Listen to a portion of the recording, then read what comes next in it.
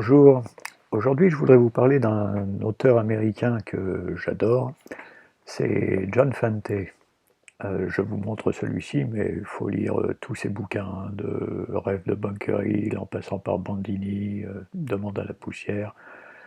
Et donc Fante, c'est déjà un style, une écriture. Quand j'ai découvert Fante, je me suis dit, waouh, on peut écrire comme ça.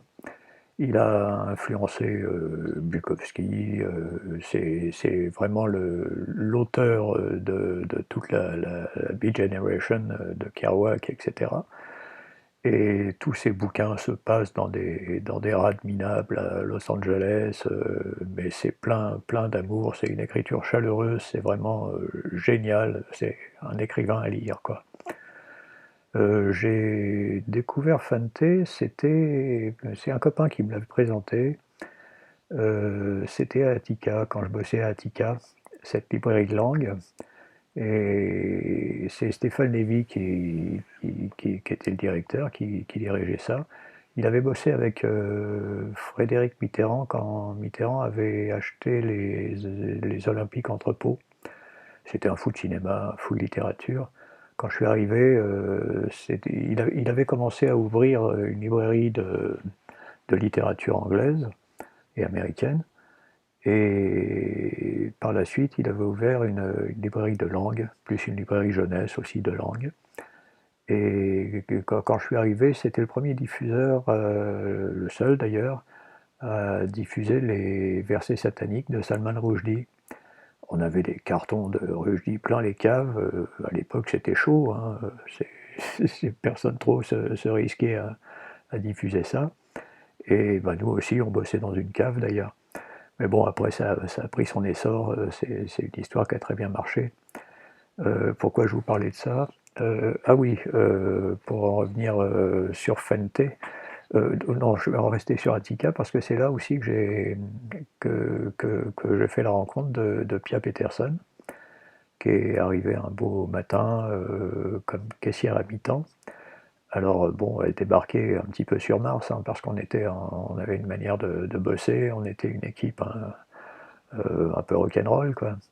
Et donc elle s'est super intégrée, elle était géniale. En plus, elle est super jolie, ce qui ne gâte rien. Et elle était en train de suivre ses cours pour la maîtrise de philo, et elle avait commencé à écrire. Elle nous avait lu d'ailleurs une nouvelle que j'oublierai jamais, qui a été éditée d'ailleurs par la suite, et que je vous lirai dans une prochaine chronique très certainement. Donc de là que date notre amitié, et c'est une des raisons pour lesquelles je vous avais parlé la dernière fois de son dernier bouquin, Paradigma, parce elle a écrit une douzaine de livres, dont la moitié chez Actes Sud, où elle était rentrée, elle a fait ses classes avec Hubert Nissen, un éditeur old school qui était fabuleux aussi. Et donc Paradigma, cette marche des pauvres à Beverly Hills,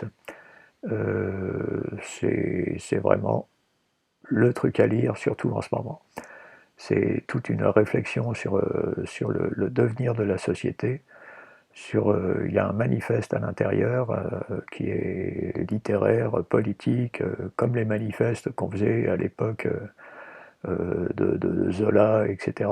C'est fabuleux, d'une érudition pas possible. C'est émaillé d'un tas de citations de scientifiques, chaque chapitre, et ça se lit super bien. Vraiment un style fabuleux. Et donc ce manifeste, les Gilets jaunes auraient dû en prendre un petit peu de la graine, parce qu'il a été écrit bien avant, et ça revient quand même sur tous ces événements avant l'heure, et on en aurait bien besoin dans cette période de pré-déconfinement et de post-pandémie. Bon, ben, pendant que j'y suis, je vous présente Max, qui, qui est très câlin. Max, juste un peu. Voilà, oh oui. Dans ces chroniques, je vous parlerai des auteurs que j'aime, peut-être des auteurs que je n'aime pas, de l'actualité, de la cuisine, de tout ce qui me passera un petit peu par la tête. Voilà, à bientôt.